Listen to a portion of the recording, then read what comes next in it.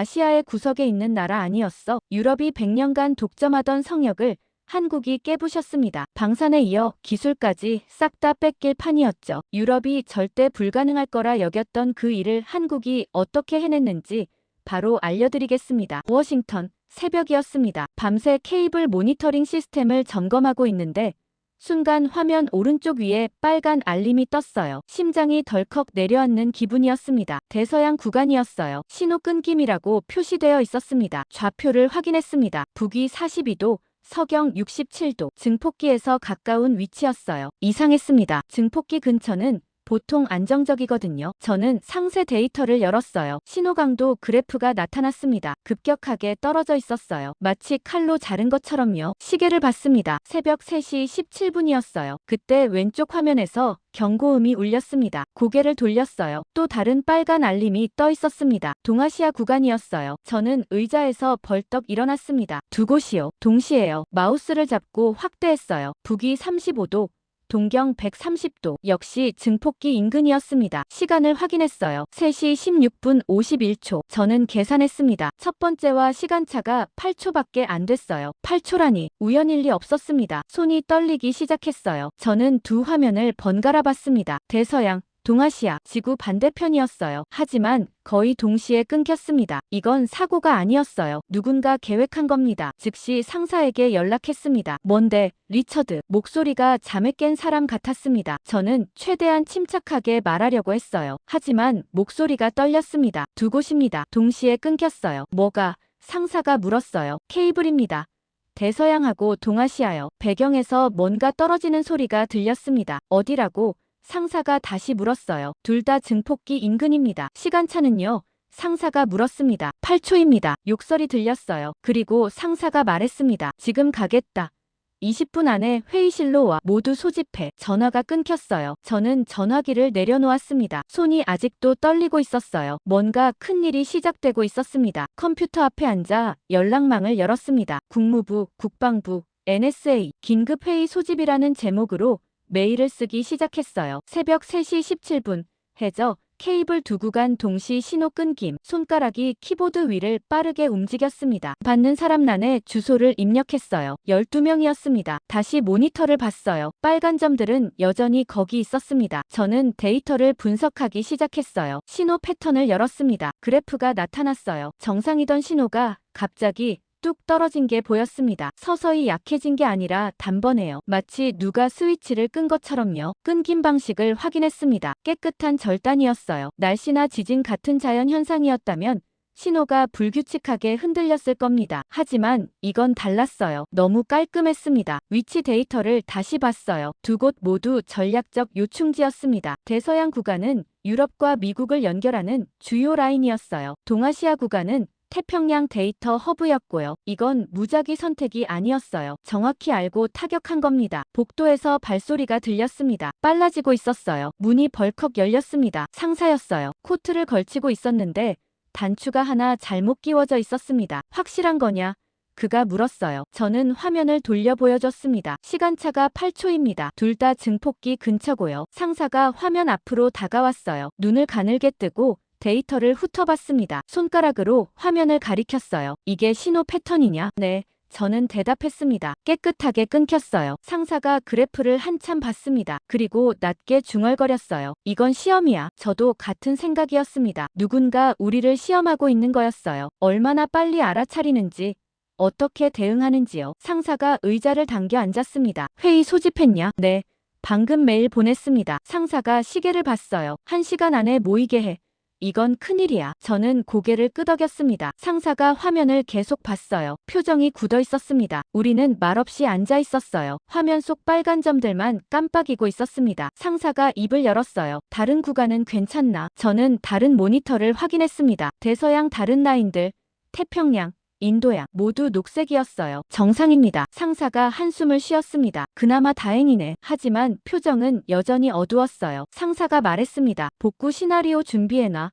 회의에서 물어볼 거야. 저는 고개를 끄덕이고 파일을 열기 시작했어요. 시간이 흘렀습니다. 창밖이 조금씩 밝아지기 시작했어요. 하늘이 검은색에서 짙은 남색으로 바뀌고 있었습니다. 동쪽 끝에 주황빛이 번지기 시작했어요. 해가 뜨고 있었습니다. 저는 창밖을 봤어요. 빌딩들의 윤곽이 서서히 드러났습니다. 워싱턴이 깨어나고 있었어요. 하지만 아무도 몰랐습니다. 지금 바다 밑에서 무슨 일이 벌어졌는지요. 그때 제 컴퓨터에서 알림음이 울렸습니다. 메일이었어요. 발신자를 보는 순간 등골이 서늘해졌습니다. 유럽 컨소시엄이었어요. 저는 메일을 열었습니다. 제목이 눈에 들어왔어요. 긴급 협의 요청. 본문을 읽었습니다. 대서양 구간 사고와 관련하여 공동 대응을 논의하고 싶다는 내용이었어요. 가능한 빠른 시일 내 회의를 제안한다고 했습니다. 저는 발송 시간을 확인했어요. 오전 6시 40분이었습니다. 지금이 거의 7시였으니까 10분 전쯤 보낸 거였어요. 너무 빨랐습니다. 우리가 사고를 감지한 게 3시 17분이었어요. 회의 소집 메일을 보낸 게 4시쯤이었고요. 그런데 유럽은 벌써 대응안을 준비해서 연락을 보낸 겁니다. 상사에게 화면을 돌려 보여줬어요. 보세요. 상사가 메일을 읽었습니다. 미간이 찌푸려졌어요. 언제 보낸 거야? 10분 전입니다. 상사가 시계를 봤어요. 그리고 저를 봤습니다. 너무 빠르네. 저는 고개를 끄덕였어요. 네. 너무 빨라요. 상사가 의자에 기댔습니다. 한참을 생각하는 표정이었어요. 그리고 말했습니다. 누군가는 이미 알고 있었어. 그 말이 방 안에 무겁게 가라앉았습니다. 저는 다시 메일을 봤어요. 정중했지만 급했습니다. 가능한 빠른 시일이라는 표현이 반복됐어요. 그들도 다급했던 겁니다. 상사가 일어났어요. 회의 준비해. 1시간 남았어. 저는 자료를 챙기기 시작했습니다. 다급히 회의 자료를 챙겨 백악관으로 향했습니다. 상황실 안으로 들어가니 이미 사람들이 앉아 있었어요. 국무부, 국방부, 상무부에서 온 사람들이었습니다. 모두 진지한 표정이었어요. 리처드, 상황 설명해 주시죠. 저는 일어섰습니다. 목이 마른 게 느껴졌어요. 프로젝터를 켰습니다. 지도가 화면에 떴어요. 새벽 3시 17분. 두 구간에서 동시에 신호가 끊겼습니다. 저는 레이저 포인터로 가리키며 말했습니다. 대서양 여기. 동아시아 여기입니다. 국방부 차관이 물었어요. 복구 기간은요? 저는 다음 슬라이드를 넘겼습니다. 현재 추정으로는 대서양이 4주에서 5주, 동아시아가 6주에서 7주입니다. 상무부 장관이 미간을 찌푸렸어요. 그동안 트래픽은 어떻게 합니까? 우회 라인으로 분산됩니다. 저는 대답했습니다. 하지만 속도 저하는 불가피하고 일부 구간은 혼잡도가 200%까지 올라갈 수 있습니다. 회의실에서 한숨 소리가 났어요. 보좌관이 손을 들었습니다. 중국 배제는 확정입니다. 그 다음은요. 저는 숨을 깊이 들이마셨습니다. 이 두 구간은 새 라인 부설이 필요합니다. 기존 케이블은 노후화되어 있고 같은 경로로 복구하면 또 위험할 수 있습니다. 국무부 차관보가 말했어요. 유럽이 기존 운영사입니다. 검증된 업체죠. 그 순간 회의실 공기가 미묘하게 바뀌는 걸 느꼈습니다. 시선이 갈라지는 게 보였어요. 어떤 사람은 고개를 끄덕였고 어떤 사람은 미간을 찌푸렸습니다. 저는 그 분위기를 읽었어요. 유럽에 맡기면 안정적이다. 오랫동안 해왔으니까 믿을 수 있다는 쪽과 하지만 느리고 비싸다. 이미 여러 번 경험했으니까 아는 일이라는 쪽으로 나뉘는 것 같았습니다. 저는 가방에서 파일을 꺼냈어요. 준비해온 자료였습니다. 프로젝터에 연결했어요. 손이 떨렸습니다. 클릭했어요. 화면에 공장 사진이 나타났습니다. 거대한 케이블 드럼들이 줄지어 있었고 작업자들이 분주하게 움직이고 있었어요. 크레인이 케이블을 들어올리는 장면도 보였습니다. 대안은 있습니다. 저는 말했습니다. 누군가 물었어요. 어디입니까? 저는 잠깐 망설였습니다. 회의실이 조용해졌어요. 모두 저를 보고 있었습니다. 저는 말했어요. 한국입니다. 회의실이 순간 정적에 빠졌습니다. 누군가 낮게 중얼거렸어요. 한국이라고요. 그 단어가 방 안 공기를 완전히 바꿔놓았습니다. 국방부 차관이 몸을 앞으로 기울이며 물었어요. 한국이 이 규모를 감당할 수 있습니까? 저는 다음 사진을 넘겼습니다. 동해 공장 전경이었어요. 부두에 특수 선박들이 정박해 있었고 건물 규모가 상당했습니다. 케이블 제조 라인이 보였고 테스트 시설도 갖춰져 있었어요. 이 공장은 작년에 대만 해협 프로젝트를 완수했습니다. 저는 설명했습니다. 2000km 구간을 16주 만에 완료했고 납기도 정확히 지켰습니다. 상무부 직원이 물었어요. 비용은 어떻습니까? 저는 예상 견적 슬라이드를 띄웠습니다. 초기 분석으로는 유럽보다 25에서 30% 정도 저렴할 것으로 예상됩니다. 회의실에서 웅성거림이 들렸어요. 하지만 국무부 차관보가 고개를 저으며 말했습니다. 가격만 볼 수는 없습니다. 신뢰성이 문제죠.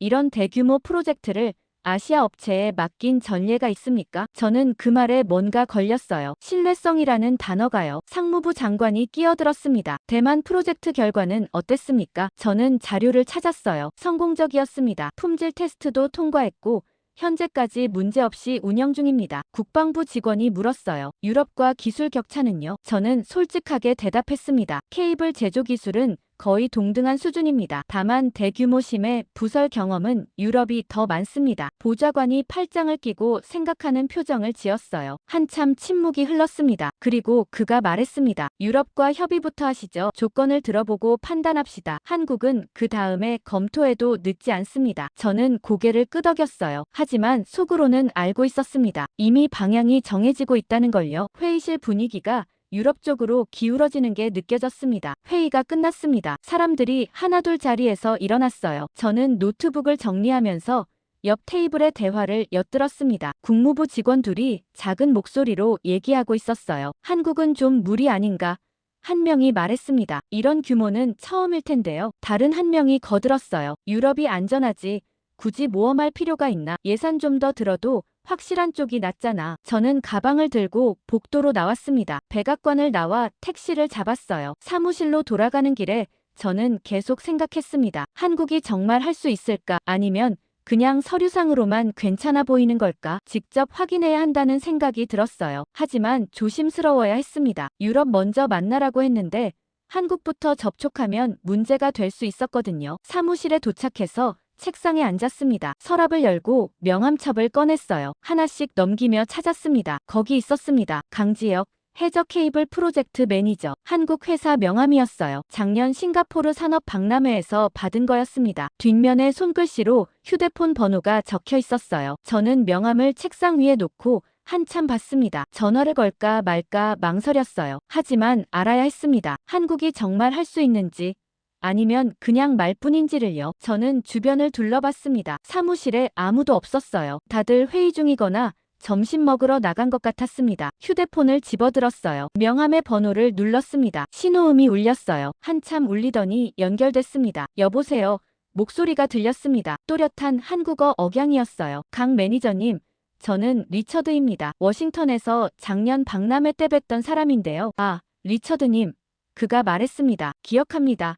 어떻게 지내셨어요? 저는 목소리를 낮췄습니다. 비공식 문의입니다. 대서양 구간 복구 프로젝트에 관심 있으십니까? 잠깐 침묵이 흘렀어요. 그리고 강 매니저가 대답했습니다. 규모가 어느 정도입니까? 저는 간단히 설명했어요. 대략 2000km 정도, 수심은 최대 4000m까지 내려갑니다. 예산은 아직 확정되지 않았지만 상당히 큰 규모입니다. 강 매니저가 말했습니다. 검토해보겠습니다. 상세 스펙을 보내주시면 이틀 안에 초기 분석 결과를 드릴 수 있습니다. 저는 놀랐어요. 이틀이라니. 유럽이었으면 일주일은 걸렸을 겁니다. 좋습니다. 저는 대답했습니다. 하지만 이건 비공식입니다. 아직 공개 입찰 전이고요. 이해합니다. 강 매니저가 말했어요. 전화를 끊고 저는 의자에 기댔습니다. 창밖을 봤어요. 해가 서쪽으로 기울고 있었습니다. 그리고 문득 불안해졌습니다. 유럽이 알면 어떻게 될까? 이게 문제가 되진 않을까 하는 생각이 들었어요. 하지만 이미 전화는 한 뒤였습니다. 저는 강 매니저에게 메일로 기본 스펙을 보냈어요. 좌표, 수심, 예상거리, 해저, 지형 데이터, 보낼 수 있는 정보는 다 보냈습니다. 이틀이 지났습니다. 강 매니저에게서 메일이 왔어요. 첨부 파일을 열었습니다. 상세한 제안서였어요. 공정표, 비용 분석, 리스크 평가가 빼곡하게 들어있었습니다. 저는 숫자들을 하나씩 확인했어요. 납기는 18주에서 20주, 비용은 유럽 예상치보다 확실히 낮았습니다. 그런데 한 가지가 신경 쓰였어요. 보험료 항목이 미정으로 되어 있었습니다. 저는 강 매니저에게 회신을 보냈어요. 보험은 어떻게 됩니까? 답장이 금방 왔습니다. 현재 협의 중입니다. 조만간 확정됩니다. 조만간이라는 게 얼마나 걸릴지 알 수 없었어요. 하지만 일단 상사에게 보고는 해야 했습니다. 자료를 정리해서 상사 책상에 올려놨어요. 1시간쯤 지나서 상사가 저를 불렀습니다. 방으로 들어가니 제안서를 펼쳐놓고 있었어요. 이거 믿을만합니까? 그가 물었습니다. 저는 솔직하게 대답했어요. 서류상으론 괜찮습니다.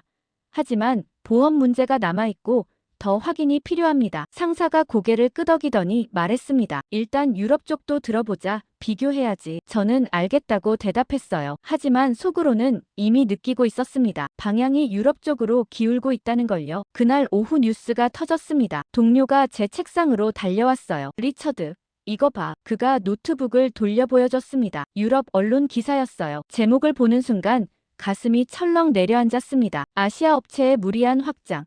해저 케이블 시장 불안 가중. 기사를 읽었어요. 익명의 업계 관계자 인터뷰가 실려 있었습니다. 최근 아시아 업체들이 경험과 검증 없이 대형 프로젝트에 뛰어들고 있다. 이는 전체 시장의 안정성을 해칠 수 있다는 내용이었어요. 구체적인 업체 이름은 없었지만 한국을 가리키는 게 명확했습니다. 저는 기사 게재 시간을 확인했어요. 오전 9시였습니다. 제가 강 매니저와 통화한 게 이틀 전이었어요. 우연치곤 너무 빨랐습니다. 동료가 물었어요. 한국 쪽이랑 접촉했어. 저는 고개를 끄덕였습니다. 비공식으로요. 동료가 화면을 가리켰어요. 유럽이 알았나 봐. 저는 할 말을 잃었습니다. 그날 오후 3시쯤 또 다른 소식이 왔어요. 보험사에서 연락이 온 겁니다. 한국 업체 입찰 조건을 수정했다는 내용이었어요. 저는 서류를 받아봤습니다. 보험료가 기존 예상치의 3배로 뛰어 있었습니다. 3배라니요. 담당자에게 바로 전화를 걸었어요. 왜 이렇게 올랐습니까? 담당자가 차분하게 대답했습니다. 리스크 반영입니다. 해당 업체는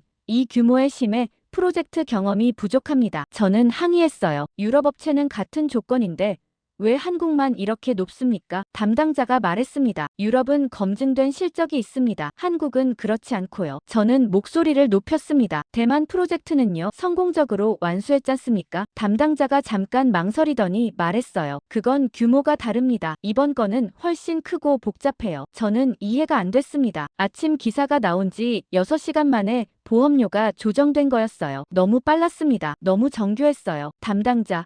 오늘 아침 유럽 언론 보도 때문 아닙니까? 담당자가 잠깐 침묵했습니다. 그리고 말했어요. 시장 분위기도 고려 대상입니다. 저는 전화를 끊고 의자에 주저앉았습니다. 이건 우연이 아니었어요. 누군가 움직이고 있었습니다. 한국이 입찰에 참여하지 못하게 막으려는 거였어요. 강 매니저에게 메일을 보냈습니다. 보험료 문제가 생겼습니다. 3배로 뛰었어요. 답장은 다음날 아침에 왔습니다. 확인했습니다. 저희도 통보받았습니다. 대응 방안을 검토 중입니다. 저는 그 짧은 답장에서 뭔가 느꼈습니다. 당황하지 않는다는 거였어요. 마치 예상했다는 듯한 느낌이었습니다. 일주일 뒤 저는 파리로 날아갔습니다. 유럽 컨소시엄 담당자를 만나기 위해서였어요. 샤를드골 공항에 도착했을 때 비가 내리고 있었습니다. 택시를 타고 시내로 들어갔어요. 회의 장소는 생제르맹 지구의 오래된 건물이었습니다. 엘리베이터를 타고 4층으로 올라갔어요. 복도는 조용했습니다. 나무 바닥이 삐걱거렸어요. 회의실 문을 열고 들어갔습니다. 넓은 방이었어요. 창문 너머로 센 강이 보였습니다. 테이블 한쪽에 남자가 앉아 있었어요. 50대쯤 되어 보였습니다. 정장 핏이 완벽했어요. 그가 일어나 악수를 청했습니다. 마테오입니다.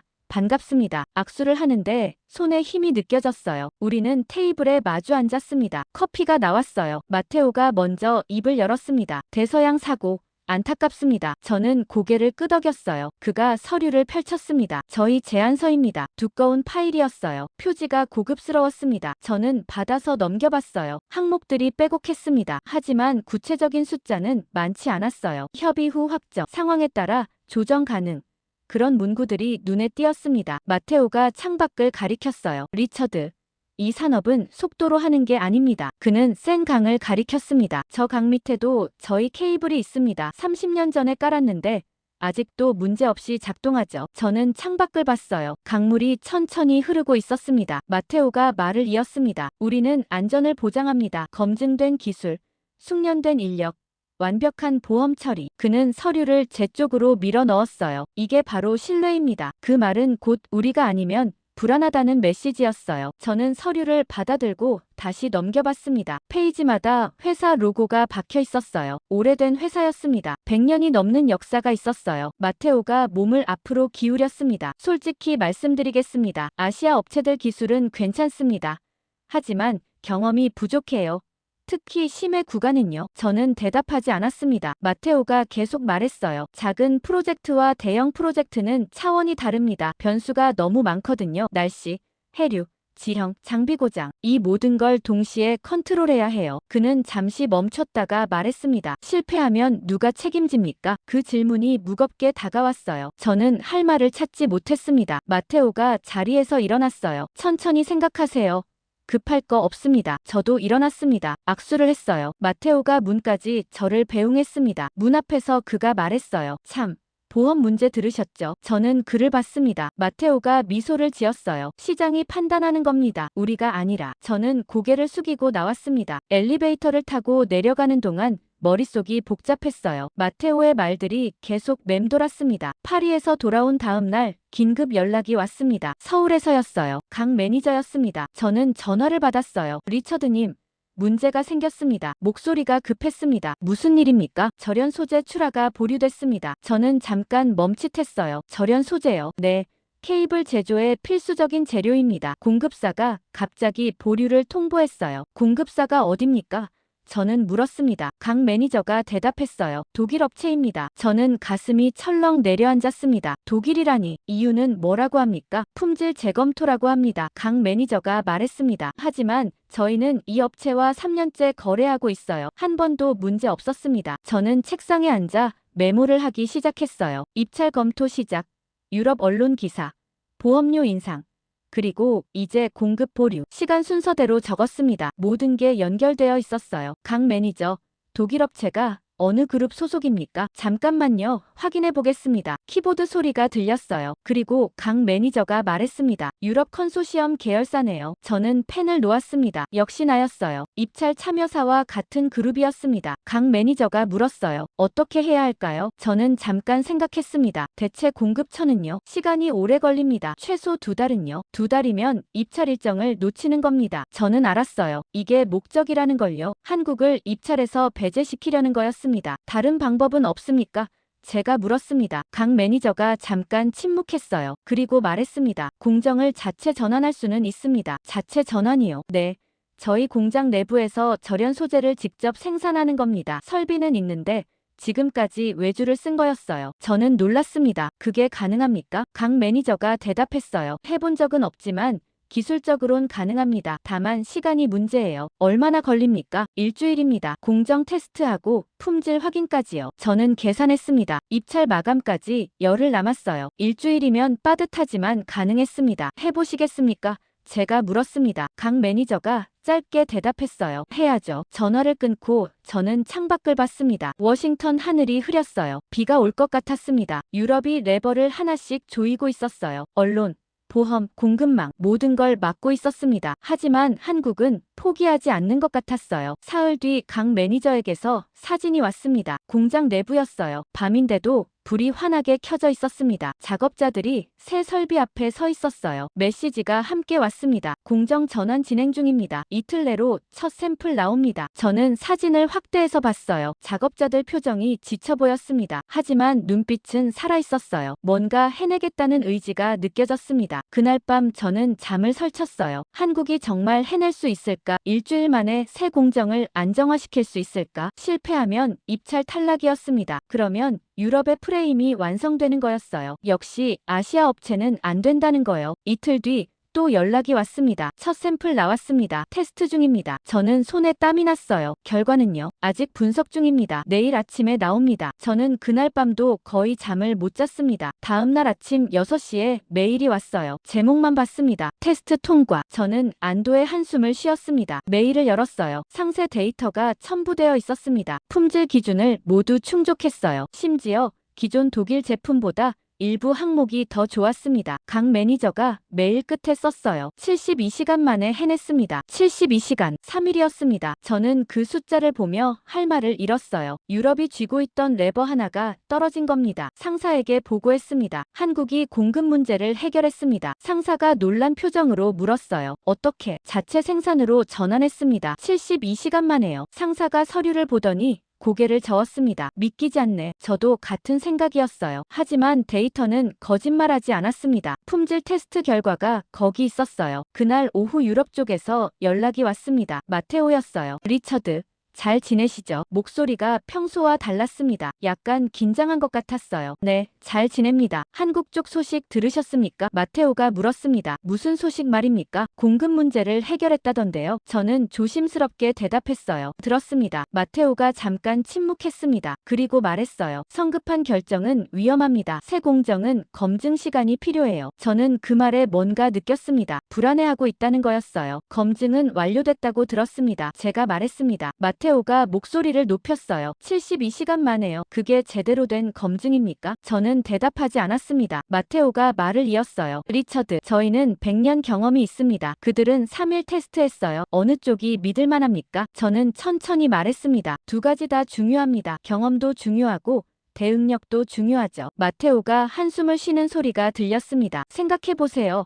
그가 말했습니다. 전화가 끊겼어요. 저는 휴대폰을 내려놓고 생각했습니다. 유럽이 흔들리고 있었어요. 처음으로요. 일주일 뒤 입찰 서류가 접수됐습니다. 한국이 제출했어요. 기한 마지막 날이었습니다. 저는 서류를 받아 검토했어요. 모든 항목이 채워져 있었습니다. 보험 문제도 해결됐더군요. 다른 보험사를 찾은 겁니다. 공급 계획도 자체 생산으로 수정되어 있었어요. 상사가 말했습니다. 끈질기네. 저는 고개를 끄덕였어요. 네. 끈질깁니다. 하지만 속으로는 다른 단어가 떠올랐습니다. 집요함이 아니라 절실함 같았어요. 반드시 해내겠다는 의지요. 저는 창밖을 봤습니다. 워싱턴에 봄이 오고 있었어요. 나무에 새순이 돋고 있었습니다. 뭔가 바뀌고 있다는 생각이 들었습니다. 천천히, 하지만 확실하게요. 공급 문제가 해결되자 한국 쪽 프로젝트가 속도를 내기 시작했습니다. 각 매니저에게서 연락이 자주 왔어요. 진척 보고였습니다. 케이블 생산 시작, 선박 준비, 인력 배치, 모든 게 계획대로 진행되고 있었어요. 저는 상사에게 주간 보고를 했습니다. 한국 쪽이 순조롭습니다. 상사가 서류를 보더니 물었어요. 유럽은요? 느립니다. 아직 최종 견적도 안 나왔어요. 상사가 고개를 끄덕였습니다. 한국 쪽 계속 지켜봐. 저는 알겠다고 대답했어요. 그런데 이틀 뒤 급보가 들어왔습니다. 대만이었어요. 각 매니저에게서 전화가 왔습니다. 목소리가 떨리고 있었어요. 리처드님,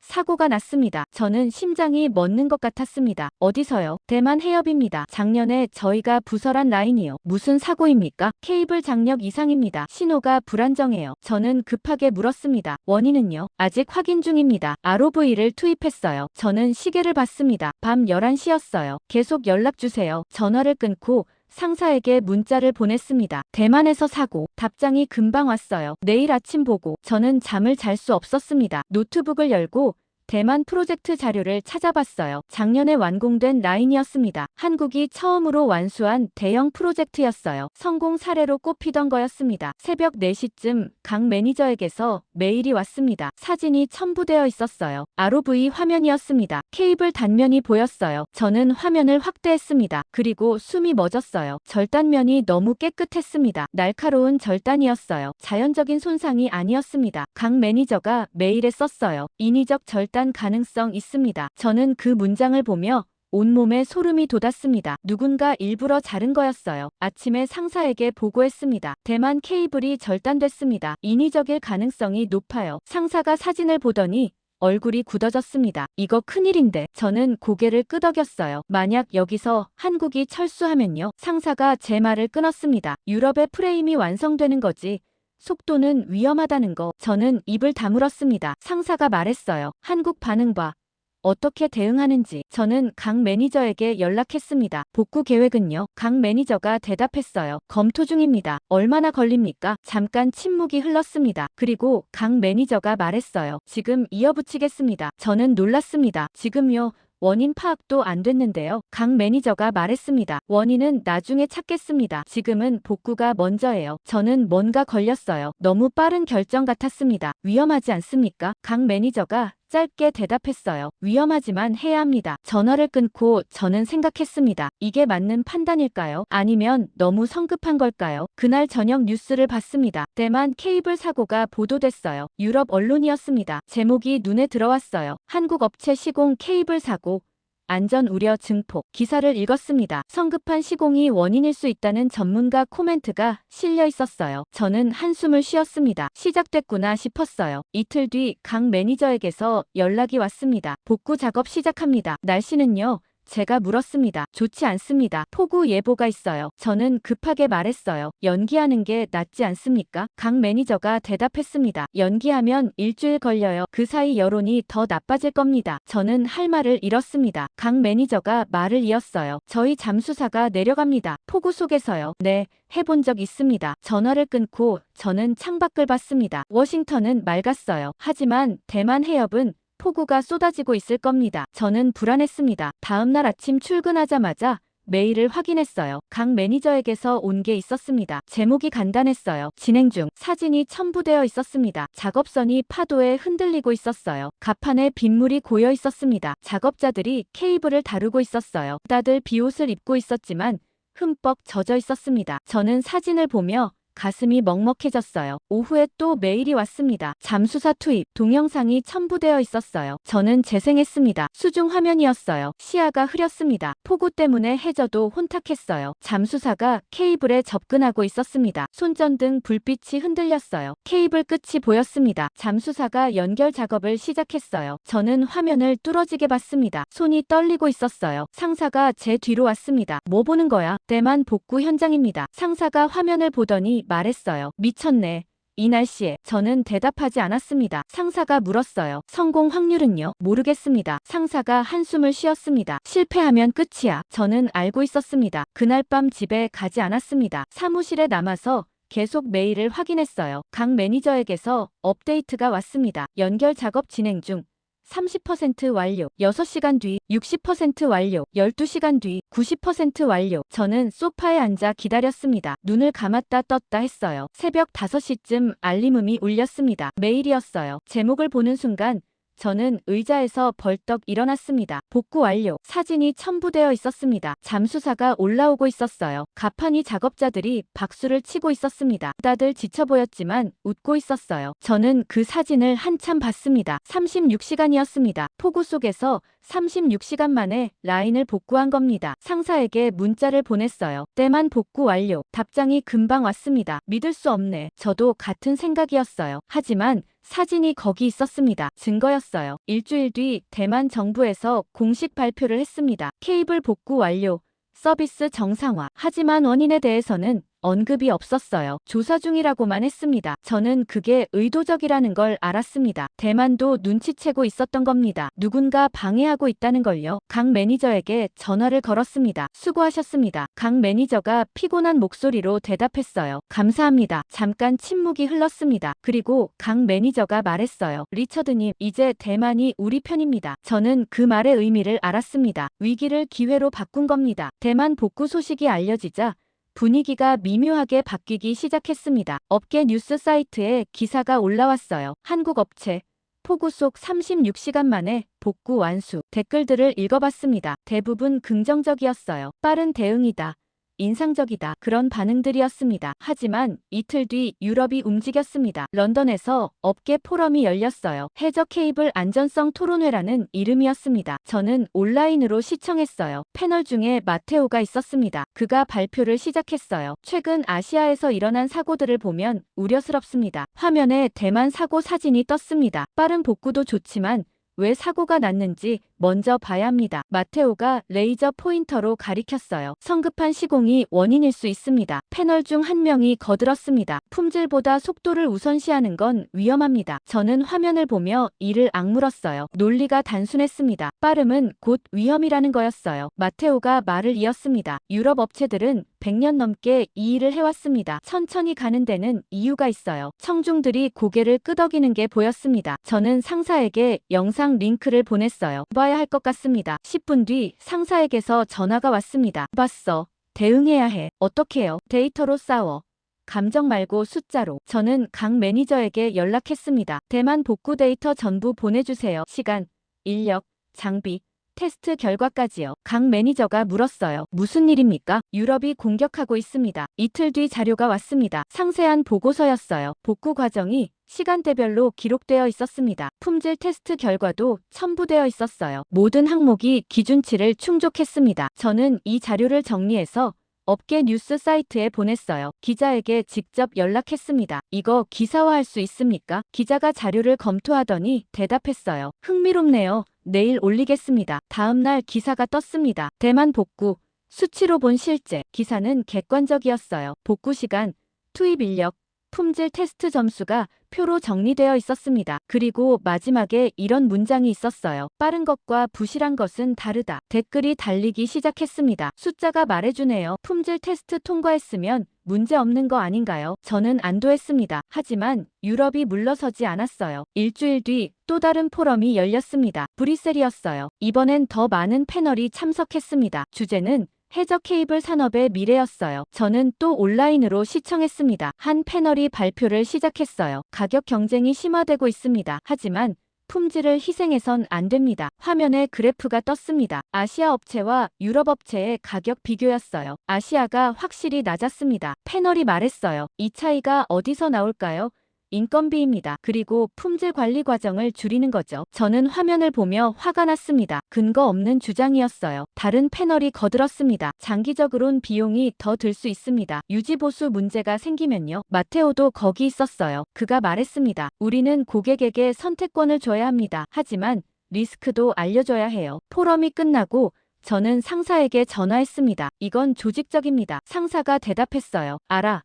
하지만 우리가 할 수 있는 건 계속 데이터를 내놓는 거야. 저는 각 매니저에게 또 연락했습니다. 다른 프로젝트 데이터도 공개할 수 있습니까? 각 매니저가 물었어요. 어느 정도까지요? 전부요. 성공 사례 전부. 이틀 뒤 한국 회사가 백서를 발표했습니다. 지난 5년간 완수한 프로젝트 목록이었어요. 대만, 필리핀, 베트남 각 프로젝트마다 납기 준수율, 품질 점수, 사후 관리 기록이 적혀 있었습니다. 저는 백서를 읽으며 놀랐어요. 납기 준수율이 98%였습니다. 품질 점수도 모두 합격선 위였어요. 이 자료를 업계 전체에 배포했습니다. 반응이 갈렸어요. 유럽 쪽은 조용했습니다. 하지만 아시아와 중동에서 연락이 오기 시작했어요. 저희도 검토하고 싶다는 내용이었습니다. 한 달이 지났습니다. 여론이 서서히 바뀌고 있었어요. 업계 뉴스에 분석 기사가 올라왔습니다. 한국 업체 위기 대응력으로 신뢰 구축. 기사는 대만 사고를 다시 조명했어요. 사고 자체보다 대응 방식에 주목했습니다. 36시간 복구, 품질 유지.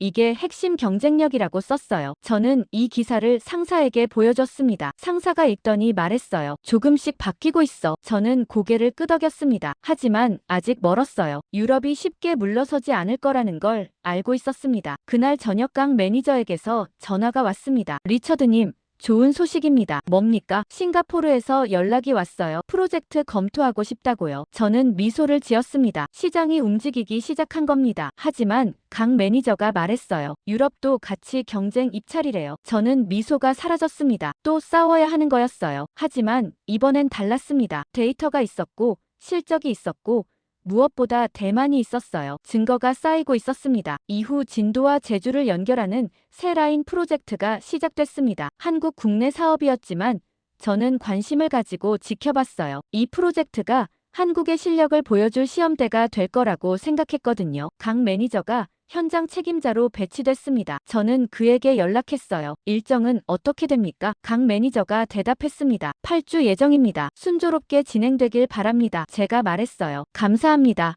최선을 다하겠습니다. 프로젝트가 시작되고 3주가 지났습니다. 순조로웠어요. 각 매니저에게서 주간 보고가 왔습니다. 진척률 40%. 일정 준수 중. 저는 안심했습니다. 그런데 넷째 주에 문제가 생겼어요. 기상청에서 태풍 경보가 발령됐습니다. 한국 쪽으로 북상 중이라고 했어요. 각 매니저에게서 급하게 연락이 왔습니다. 태풍이 옵니다. 작업 중단하시겠습니까? 제가 물었어요. 각 매니저가 잠깐 침묵했습니다. 그리고 말했어요. 검토 중입니다. 이틀 뒤 유럽 자문단에서 공식 권고문이 왔습니다. 제목이 명확했어요. 작업 중단 권고. 내용을 읽었습니다. 태풍 예상 경로상에 작업 구역이 있다. 안전을 위해 즉시 중단하고 대피해야 한다는 거였어요. 저는 각 매니저에게 전달했습니다. 유럽에서 중단 권고가 왔어요. 각 매니저가 대답했어요. 받았습니다. 어떻게 하실 겁니까? 잠깐 침묵이 흘렀습니다. 그리고 각 매니저가 말했어요. 회의 중입니다. 저는 불안했습니다. 중단하면 일정이 무너져요. 하지만 강행하면 위험했습니다. 다음 날 아침 각 매니저에게서 메일이 왔습니다. 작업 계속 진행합니다. 저는 놀라서 전화를 걸었어요. 태풍이 오는데요. 각 매니저 매니저가 차분하게 대답했습니다. 경로를 분석했습니다. 작업 가능한 시간이 있어요. 하지만 유럽 권고는요. 강 매니저가 말했어요. 리처드님, 우리가 멈추면 그들이 옳다는 증명이 됩니다. 저는 그 말의 무게를 느꼈습니다. 위험을 감수하는 거였어요. 확신이 있으십니까? 강 매니저가 대답했습니다. 해야 합니다. 그날 오후 현장 사진이 왔습니다. 하늘이 어두웠어요. 바다가 거칠게 일렁이고 있었습니다. 바지선 위에 작업자들이 서 있었어요. 다들 안전장비를 착용하고 있었습니다. 강 매니저가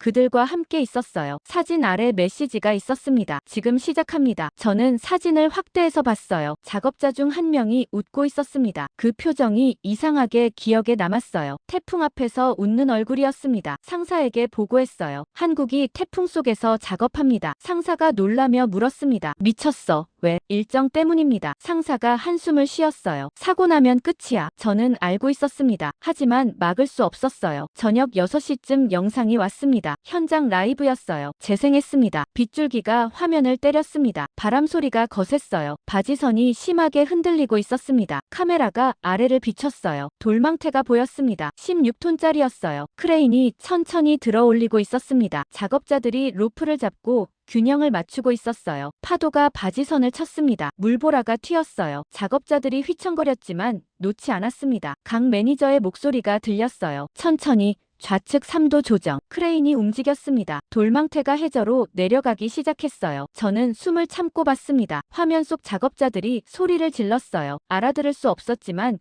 긴장감이 느껴졌습니다. 10분이 지났습니다. 돌망태가 해저에 닿았어요. 고정 작업이 시작됐습니다. 잠수사가 내려갔습니다. 수중 카메라 화면으로 전환됐어요. 시야가 흐렸습니다. 폭우 때문에 해저도 흔탁했어요. 잠수사가 돌망태를 확인하고 있었습니다. 손신호를 보냈어요. 위에서 확인 신호가 왔습니다. 작업이 계속됐어요. 저는 시계를 봤습니다. 밤 9시였어요. 5시간째 진행 중이었습니다. 상사에게서 문자가 왔어요. 어떻게 돼가? 진행 중입니다. 무사하길. 저도 그렇게 빌었습니다. 새벽 2시쯤 마지막 영상이 왔습니다. 돌망태 설치 완료. 잠수사가 올라오고 있었어요. 가판위 작업자들이 박수를 쳤습니다. 다들 흠뻑 젖어 있었지만 웃고 있었어요. 강 매니저가 카메라를 향해 엄지를 들어 보였습니다. 저는 그 장면을 보며 안도의 한숨을 쉬었습니다. 해냈어요. 태풍 속에서요. 다음날 아침 언론에 보도됐습니다. 한국 업체 태풍 속 작업 강행 성공. 사진이 실렸어요. 폭우 속 바지선. 작업자들, 돌망태. 저는 기사 댓글을 읽었습니다. 대부분 놀라워하는 반응이었어요. 저런 날씨에 가능해. 대단하네. 하지만 유럽 쪽 반응은 달랐습니다. 무모하다. 안전을 무시한 거다. 그런 댓글들이 달렸어요. 이틀 뒤 해외 언론에도 실렸습니다. 영국 매체였어요. 제목이 인상적이었습니다. 스톰 마이너스 프루프 아퍼레이션. 폭풍을 견딘 작업이라는 뜻이었어요. 기사는 객관적이었습니다. 태풍 경로, 작업 시간, 안전 조치를 다뤘어요. 그리고 마지막에 전문가 코멘트가 있었습니다. 위험했지만 성공했다. 이것이 한국의 경쟁력이다. 저는 이 기사를 여러 번 읽었습니다. 유럽의 위험 프레임이 무너지고 있었어요. 위험하다고 했지만 성공했습니다. 무모하다고 했지만 안전 조치는 완벽했어요. 강 매니저에게 전화를 걸었습니다. 축하합니다. 강 매니저가 피곤한 목소리로 웃었어요. 감사합니다. 잠깐 침묵이 흘렀습니다. 그리고 그가 말했어요. 리처드님, 잠수사가 한 말이 있습니다. 뭐라고요? 명량에서 이겼는데 이 정도는 괜찮다고 하더군요. 저는 그 말을 듣고 멈칫했습니다. 명량이요? 네.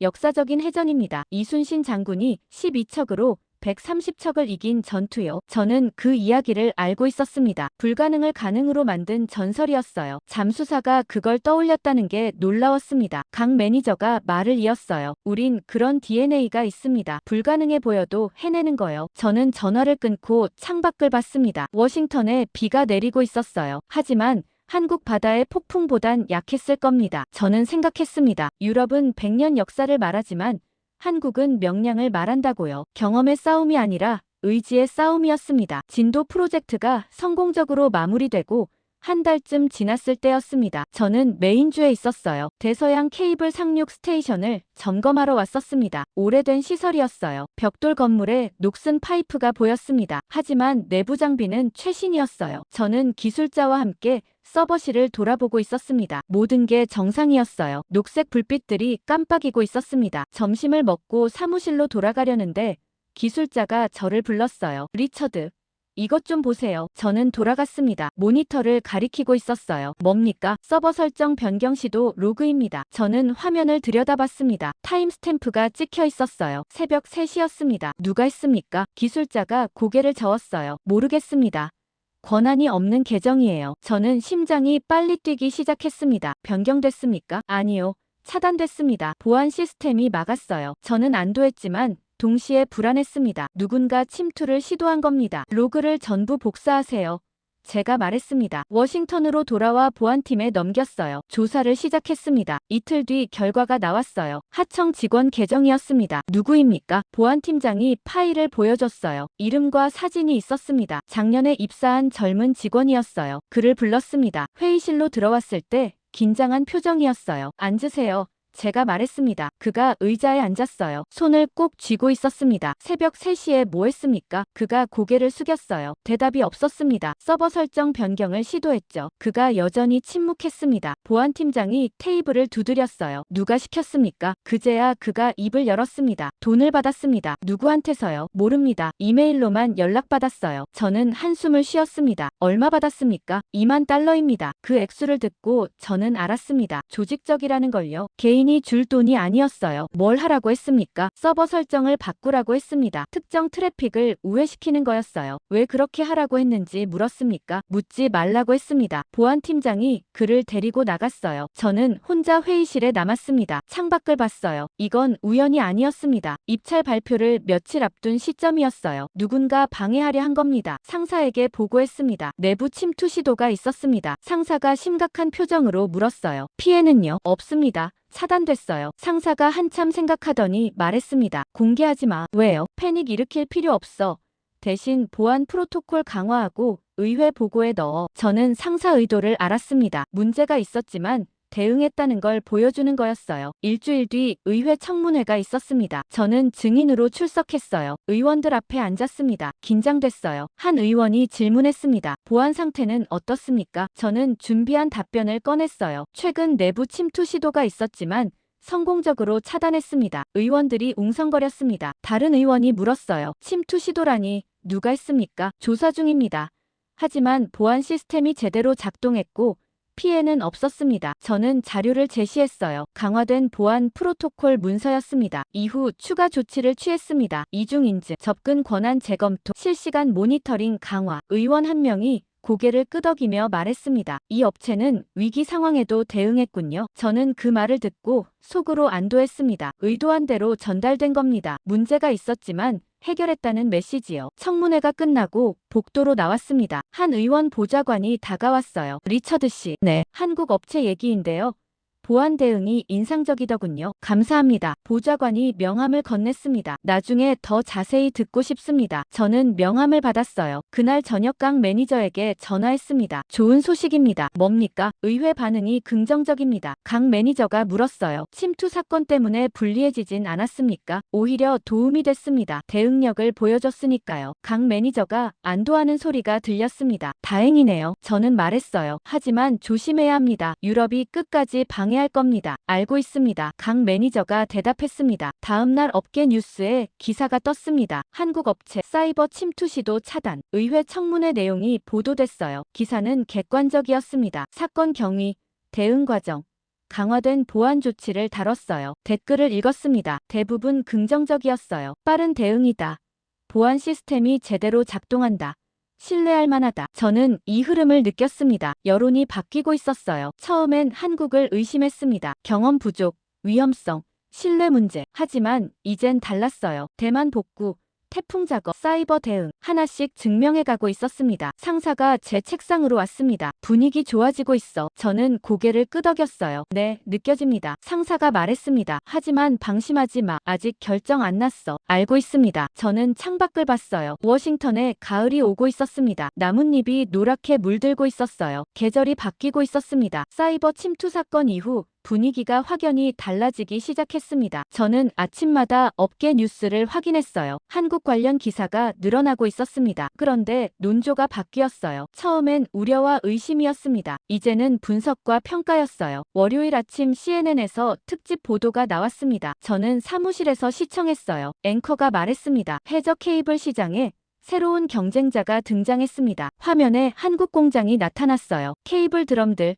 작업자들, 특수 선박, 리포터가 현장을 취재하고 있었습니다. 이곳은 동해안의 케이블 제조 공장입니다. 최근 몇 년간 눈부신 성장을 보이고 있어요. 카메라가 공장 내부로 들어갔습니다. 생산 라인이 보였어요. 자동화 설비가 돌아가고 있었습니다. 기술자가 인터뷰했어요. 저희는 품질과 속도 두 가지를 모두 잡았습니다. 리포터가 물었습니다. 유럽 업체와 비교하면요? 기술자가 대답했어요. 기술 수준은 동등합니다. 하지만 대응 속도는 저희가 빠릅니다. 화면이 전환됐습니다. 스튜디오로 돌아왔어요. 전문가 패널이 앉아 있었습니다. 앵커가 물었어요. 한국의 강점은 뭡니까? 한 전문가가 대답했습니다. 위기 대응력입니다. 대만 사고, 태풍 작업, 사이버 침투 모두 빠르게 해결했어요. 다른 전문가가 거들었습니다. 턴키 모델도 강점입니다. 설계부터 유지 보수까지 원스톱이에요. 저는 화면을 보며 놀랐습니다. CNN이었어요. 미국 주류 언론이 한국을 긍정적으로 다루고 있었습니다. 이틀 뒤 영국 에너지 매체에서 분석 기사가 나왔습니다. 제목이 인상적이었어요. 턴키 모델의 실전 검증. 기사를 읽었습니다. 한국이 제시한 통합 솔루션을 다뤘어요. 케이블 제조, 부설, 유지 보수를 하나의 패키지로 제공한다는 거였습니다. 유럽은 분리되어 있었어요. 제조사 따로, 시공사 따로, 유지 보수 업체 따로. 조율이 복잡했습니다. 하지만 한국은 한 곳에서 다 했어요. 기사 끝에 전문가 코멘트가 있었습니다. 고객 입장에선 책임 소재가 명확한 게 장점이다. 저는 이 문장에 밑줄을 그었습니다. 핵심이었어요. 뭔가 문제 생기면 한 곳에만 연락하면 됐습니다. 유럽은 세 군데 연락해야 했어요. 금요일에 프랑스 언론이 움직였습니다. 르몽드였어요. 저는 번역기를 돌려 읽었습니다. 제목이 자극적이었어요. 유럽 시장 과신의 대가. 기사는 냉정했습니다. 유럽 업체들이 독점적 지위에 안주했다고 썼어요. 가격은 높고 납기는 느렸다고요. 그 사이 아시아 업체들이 성장했다고 했습니다. 패널 인터뷰가 실려 있었습니다. 프랑스 산업 전문가였어요. 우리는 시장을 과신했습니다. 경쟁자를 과소평가했어요. 저는 이 기사를 여러 번 읽었습니다. 프랑스였어요. 유럽 핵심 국가가 자성하고 있었습니다. 상사에게 기사들을 보여줬습니다. 여론이 바뀌고 있습니다. 상사가 CNN 영상을 보더니 말했어요. 생각보다 빠르네. 저는 고개를 끄덕였습니다. 네. 속도가 붙고 있어요. 상사가 물었어요. 유럽 반응은요? 조용합니다. 상사가 웃었습니다. 할 말이 없는 거지. 그날 오후 마테오에게서 이메일이 왔습니다. 오랜만이었어요. 제목이 간단했습니다. 협의 요청. 본문을 읽었어요. 대서양 프로젝트 공동 입찰을 제안하고 싶다는 내용이었습니다. 유럽과 한국이 컨소시엄을 구성하자는 거였어요. 저는 그 제안을 보며 웃음이 나왔습니다. 몇 달 전만 해도 한국을 배제하려 했는데 이제는 손잡자고 하는 겁니다. 강 매니저에게 전달했어요. 유럽에서 공동 입찰 제안이 왔습니다. 강 매니저가 물었습니다. 어떻게 생각하십니까? 저는 솔직하게 말했어요. 흔들리고 있다는 증거입니다. 강 매니저가 웃는 소리가 들렸습니다. 거절하겠습니다. 확신하십니까? 네. 저희 단독으로 하겠습니다. 저는 전화를 끊고 생각했습니다. 자신감이 느껴졌어요. 몇 달 전과 다른 태도였습니다. 다음 주 업계 컨퍼런스가 있었습니다. 뉴욕이었어요. 저는 참석했습니다. 호텔 컨퍼런스룸에 사람들이 모였어요. 각국 업체 대표들, 발주처 담당자들, 언론사 기자들. 저는 뒤쪽에 앉았습니다. 첫 발표자가 나왔어요. 유럽 컨소시엄 대표였습니다. 마테오가 아니라 다른 사람이었어요. 더 높은 직급 같았습니다. 그가 발표를 시작했어요. 유럽의 100년 역사, 검증된 기술, 안정적인 공급망, 익숙한 내용이었습니다. 하지만 청중 반응이 미지근했어요. 박수도 적었습니다. 두 번째 발표자가 강 매니저였습니다. 그가 단상에 올라왔어요. 노트북을 연결했습니다. 화면에 제목이 떴어요. 실전에서 검증된 대응력. 강 매니저가 말을 시작했습니다. 저희는 데이터로 말하겠습니다. 화면에 그래프가 나타났어요. 납기 준수율 98%, 품질 합격률 100%, 긴급 복구 평균 시간 48시간. 숫자들이 명확했습니다. 강 매니저가 다음 슬라이드를 넘겼어요. 대만 복구 사례. 사고 발생부터 복구 완료까지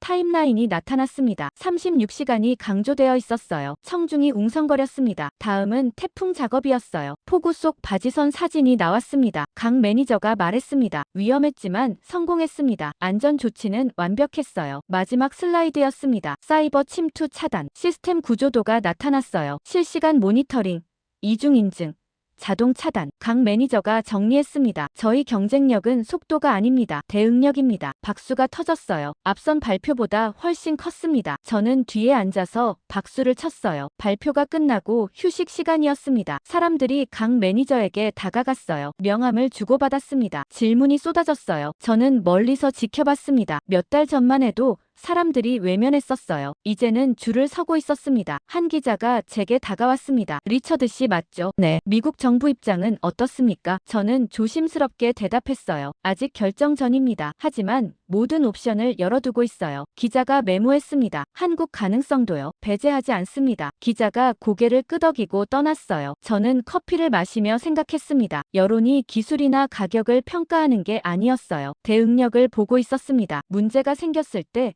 누가 빠르게 해결하는가. 그게 핵심이었습니다. 컨퍼런스가 끝나고 저녁 식사 자리가 있었습니다. 저는 강 매니저와 같은 테이블에 앉았어요. 발표 좋았습니다. 감사합니다. 강 매니저가 대답했습니다. 여론이 많이 바뀐 것 같아요.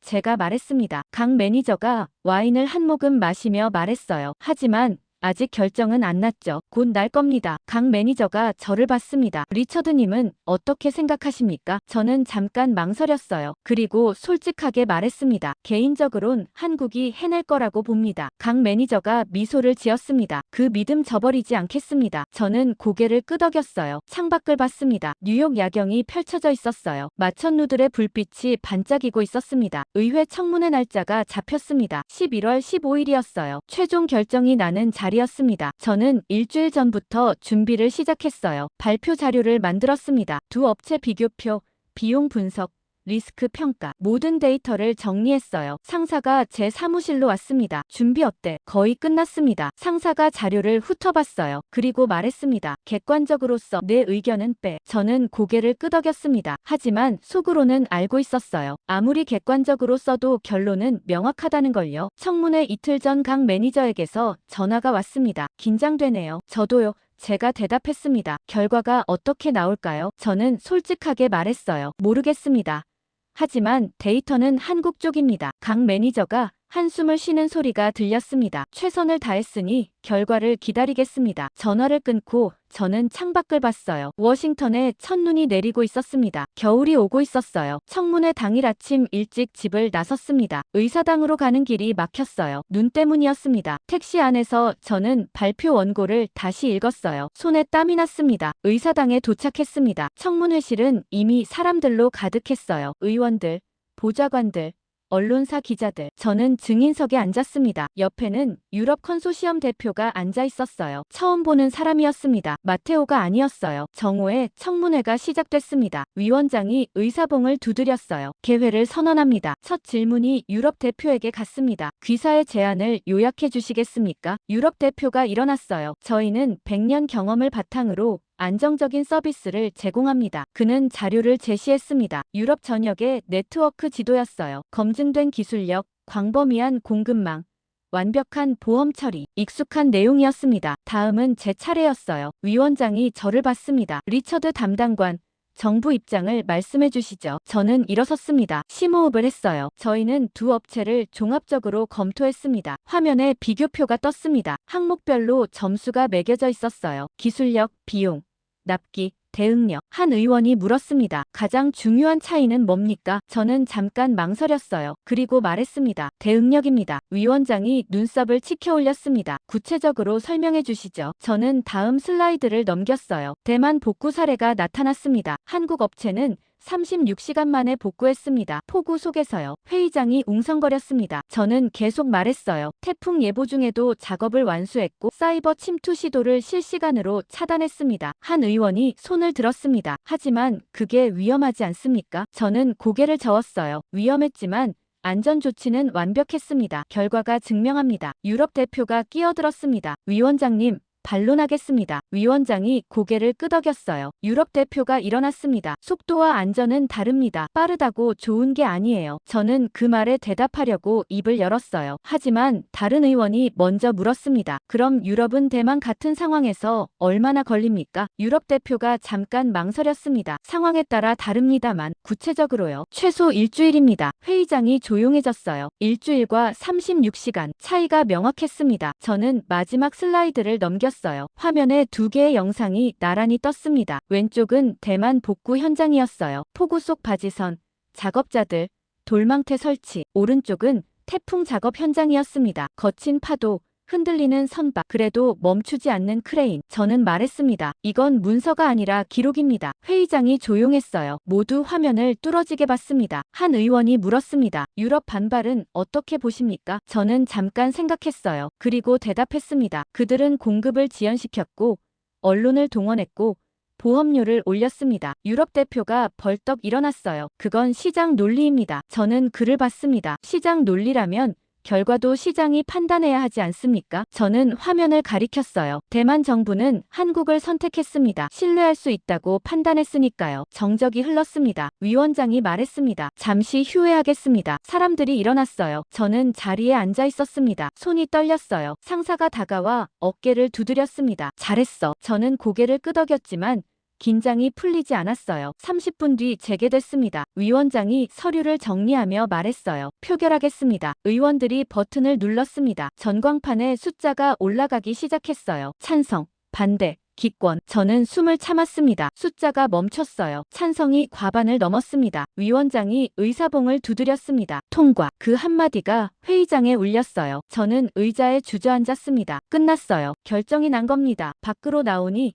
기자들이 몰려들었어요. 마이크가 쏟아졌습니다. 한국 선택 이유가 뭡니까? 저는 간단히 대답했어요. 데이터가 말해줬습니다. 유럽 반발 예상하십니까? 그건 그들 몫입니다. 저는 기자들을 뚫고 나왔어요. 밖에는 눈이 내리고 있었습니다. 차를 타고 사무실로 돌아가는 길에 강 매니저에게 전화했습니다. 통과했습니다. 잠깐 침묵이 흘렀어요. 그리고 강 매니저 목소리가 들렸습니다. 떨리고 있었어요. 감사합니다, 리처드님. 저는 웃었습니다. 축하합니다. 전화를 끊고 창밖을 봤어요. 워싱턴이 하얗게 변하고 있었습니다. 뭔가 끝났고 동시에 뭔가 시작되는 기분이었어요. 청문회 다음 날 공식 발표가 있었습니다. 백악관 브리핑룸이었어요. 저는 뒤쪽에 서 있었습니다. 대변인이 단상에 올라왔어요. 카메라 플래시가 터졌습니다. 대서양 해저 케이블 복구 프로젝트 낙찰업체를 발표하겠습니다. 회의장이 조용해졌어요. 한국 컨소시엄입니다. 기자들이 일제히 손을 들었습니다. 질문이 쏟아졌어요. 계약 규모는요? 대변인이 서류를 봤습니다. 약 235조 원 규모입니다. 저는 그 숫자를 들으며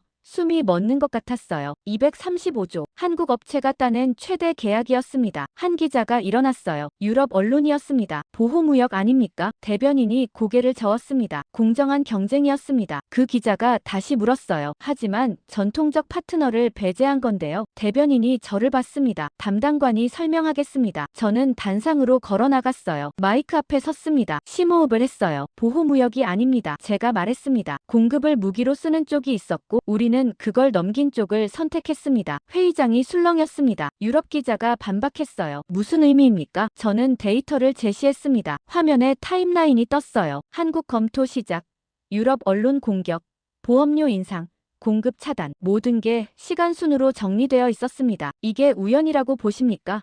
제가 물었습니다. 기자가 대답하지 못했어요. 저는 말을 이었습니다. 한국은 방해받으면서도 해결했습니다. 72시간 만에 자체 생산 전환했고 36시간 만에 대만을 복구했어요. 다른 기자가 손을 들었습니다. 미국 기자였어요. 유럽 반발은 예상하십니까? 저는 고개를 끄덕였습니다. 예상합니다. 하지만 이건 실적 기반 결정입니다. 또 다른 기자가 물었어요. 한국이 실패하면요? 저는 잠깐 망설였습니다. 그리고 말했어요. 실패하지 않을 겁니다. 브리핑이 끝나고 복도로 나왔습니다. 상사가 기다리고 있었어요. 잘했어. 저는 고개를 끄덕였습니다. 하지만 긴장이 풀리지 않았어요. 이제 시작이라는 걸 알고 있었습니다. 그날 오후 유럽 반응이 나왔습니다. 브뤼셀에서 성명서가 발표됐어요. 내용을 읽었습니다. 유감을 표한다. 동맹 관계를 고려하지 않은 결정이다. 재검토를 촉구한다. 저는 성명서를 덮었어요. 예상대로였습니다. 강 매니저에게 전화했습니다. 유럽 반발 받습니까? 네, 받습니다. 괜찮으시겠습니까? 강 매니저가 대답했어요. 결과로 보여드리겠습니다. 저는 그 말에서 확신을 느꼈습니다. 일주일 뒤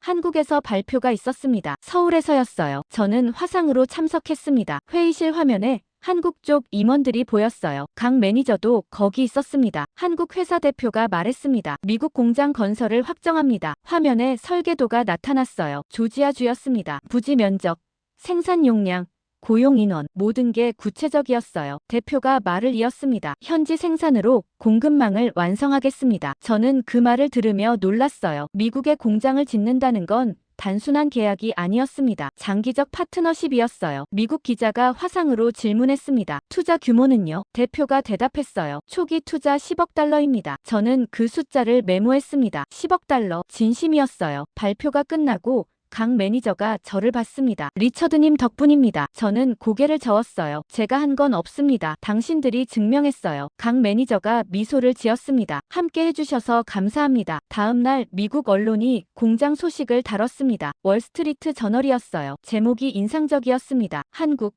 미국에 뿌리내리다. 기사는 긍정적이었어요. 일자리 창출, 기술 이전, 공급망 강화, 경제적 효과를 강조했습니다. 댓글을 읽었어요. 좋은 소식이다. 조지아에 일자리가 생긴다. 환영한다. 저는 이 흐름을 느꼈습니다. 여론이 완전히 바뀌었어요. 처음엔 의심했습니다. 한국이 할 수 있을까? 믿을 수 있을까? 이제는 환영하고 있었어요. 함께 가자고요. 한 달 뒤 착공식이 있었습니다. 조지아였어요. 저는 출장을 갔습니다. 공항에서 차로 1시간 거리였어요. 부지에 도착했습니다. 넓은 땅이었어요. 아직 아무것도 없었지만 표지판이 서 있었습니다. 한국 마이너스 미국 합작 케이블 공장. 사람들이 모여 있었어요. 한국 임원들, 미국 주 정부 관계자들, 지역 주민들, 주지사가 연설했습니다. 새로운 파트너를 환영합니다. 박수가 터졌어요. 한국 대표가 삽을 들었습니다. 첫 삽을 떴어요. 카메라 플래시가 터졌습니다. 저는 멀리서 지켜봤어요. 강 매니저가 제 옆으로 왔습니다. 긴 여정이었습니다. 저는 고개를 끄덕였어요. 정말 그랬습니다. 강 매니저가 말했습니다. 유럽이 막으려 했지만 결국 여기까지 왔네요. 저는 부지를 돌아봤습니다. 그리고 말했어요. 이제 보여줄 차례입니다. 강 매니저가 웃었습니다. 걱정 마세요. 해낼 겁니다. 착공식이 끝나고 리셉션이 있었습니다. 호텔 연회장이었어요. 사람들이 와인을 마시며 대화를 나눴습니다. 한주 의원이 제게 다가왔어요. 좋은 결정이었습니다. 감사합니다. 의원이 말했습니다. 처음엔 의아했어요. 한국이라니. 하지만 지금은 확신합니다. 저는 물었어요. 무엇 때문입니까? 의원이 창밖을 가리켰습니다. 저 땅에 공장을 짓잖아요. 말이 아니라 행동이에요. 저는 고개를 끄덕였습니다. 그날 밤 호텔방으로 돌아와 창밖을 봤어요. 조지아의 밤하늘이었습니다. 별이 많았어요. 저는 생각했습니다. 몇 달 전만 해도 불가능해 보였던 일이었어요. 유럽의 벽은 높았고 한국은 작아 보였습니다. 하지만 하나씩 넘어왔어요. 언론 공격, 보험 압박, 공급 차단, 모든 걸 돌파했습니다. 그리고 이제 여기 있었어요. 미국 땅에 공장을 짓고 있었습니다. 휴대폰을 꺼내 상사에게 문자를 보냈습니다. 착공식 잘 끝났습니다. 답장이 금방 왔어요. 수고했어.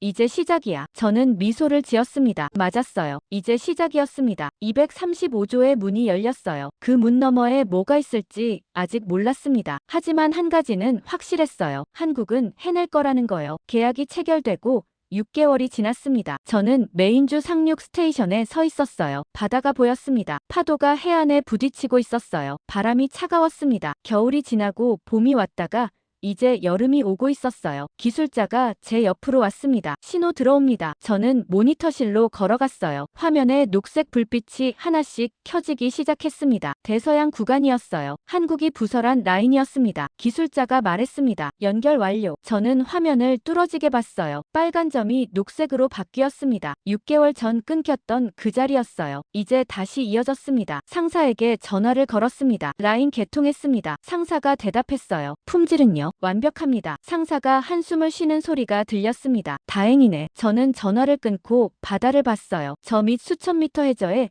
케이블이 놓여 있었습니다. 한국이 만들고 부설한 케이블이요. 처음 두 구간이 끊겼던 날을 떠올렸습니다. 새벽 3시 17분이었어요. 모니터에 빨간 알림이 떴던 순간 그때만 해도 몰랐습니다. 이게 어떻게 끝날지요. 누군가는 시험했어요. 두 곳을 동시에 끊으며 우리 반응을 봤습니다. 얼마나 빨리 알아차리는지 어떻게 대응하는지 누군가는 압박했습니다. 유럽이었어요. 언론을 동원하고 보험을 올리고 공급을 막았습니다. 한국이 못하게 하려고요. 누군가는 공급을 멈췄어요. 독일 업체였습니다. 절연 소재를 보류하며 입찰을 포기하게 만들려 했습니다. 그러나 한국은 멈추지 않았어요. 72시간 만에 자체 생산으로 전환했습니다. 36시간 만에 대만을 복구했어요. 태풍 속에서도 작업을 강행했습니다. 사이버 침투를 실시간으로 차단했어요. 하나씩 증명해갔습니다. 저는 바다를 보며 생각했습니다. 패권은 선언으로 이동하지 않는다고요. 우리가 아니면 안 된다는 말로 유지되지 않습니다. 연결을 지키는 쪽으로 움직여요. 문제가 생겼을 때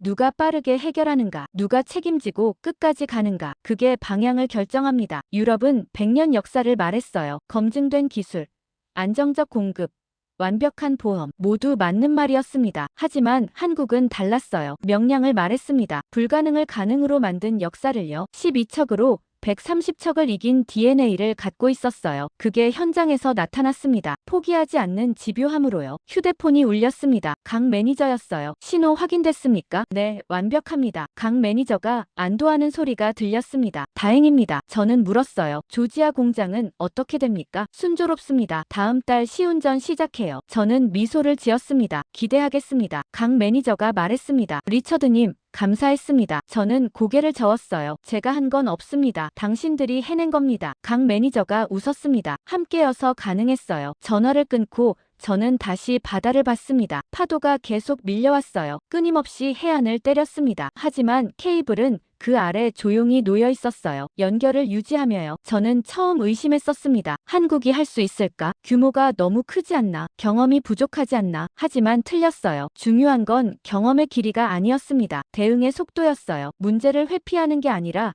정면으로 해결하는 거였습니다. 유럽은 막으려 했지만 결국 뚫렸어요. 한국은 하나씩 장벽을 넘어왔습니다. 그리고 증명했어요. 우리도 할 수 있다고요. 아니, 어쩌면 우리가 더 잘할 수 있다고요. 기술자가 다가왔습니다. 리처드. 데이터 전송 시작됐어요. 저는 모니터실로 돌아갔습니다. 화면에 트래픽 그래프가 떠 있었어요. 숫자들이 올라가고 있었습니다. 유럽에서 미국으로, 미국에서 유럽으로 데이터가 흐르고 있었어요. 새 케이블을 통해서요. 저는 그 흐름을 보며 생각했습니다. 세상은 연결로 움직인다고요. 케이블이 끊어지면 정보가 멈춥니다. 경제가 흔들리고 안보가 위협받아요. 그래서 연결을 지키는 게 중요했습니다. 누가 빠르게 확실하게 지키는가. 그게 신뢰를 만들었어요. 한국은 그걸 보여줬습니다. 말이 아니라 행동으로요. 서류가 아니라 현장에서요. 약속이 아니라 결과로요. 저는 창밖을 봤습니다. 해가 지고 있었어요. 대서양 수평선이 붉게 물들고 있었습니다. 아름다웠어요. 그 아래 케이블이 세상을 연결하고 있다는 생각을 하니 더 아름다워 보였습니다. 기술자가 물었습니다. 워싱턴 돌아가십니까? 네. 내일 아침 비행기예요. 기술자가 말했습니다. 수고하셨습니다. 저는 고개를 끄덕였어요. 모니터를 마지막으로 한번 봤습니다. 녹색 불빛들이 안정적으로 깜빡이고 있었어요. 모든 게 정상이었습니다. 저는 스테이션을 나왔습니다. 밖은 어두워지고 있었어요. 별이 하나둘 보이기 시작했습니다. 차를 타고 호텔로 가는 길에 저는 생각했습니다. 그 방향이 어디였는지 이미 알고 있다고요. 처음 두 구간이 끊겼을 때 세상은 혼란스러웠어요. 누가 복구할 것인가? 누구를 믿어야 하는가? 선택의 기로였습니다. 유럽은 역사를 내세웠어요. 하지만 한국은 미래를 보여줬습니다. 빠른 대응, 확실한 실행, 책임지는 태도, 그게 방향을 바꿨어요. 패권은 과거에 있지 않았습니다. 미래로 가는 길에 있었어요. 연결을 지키고 문제를 해결하는 쪽으로요. 호텔에 도착했습니다. 방으로 올라가 짐을 챙겼어요. 내일이면 워싱턴으로 돌아갑니다. 새로운 프로젝트가 기다리고 있었어요. 하지만 이번 일은 오래 기억될 것 같았습니다. 처음 한국을 의심했던 순간부터 지금 신호가 켜지는 순간까지요. 긴 여정이었어요. 그리고 이제 알았습니다. 세상이 어디로 가고 있는지요. 연결을 지키는 쪽으로 움직인다는 걸요. 그 방향에 한국이 서 있었습니다.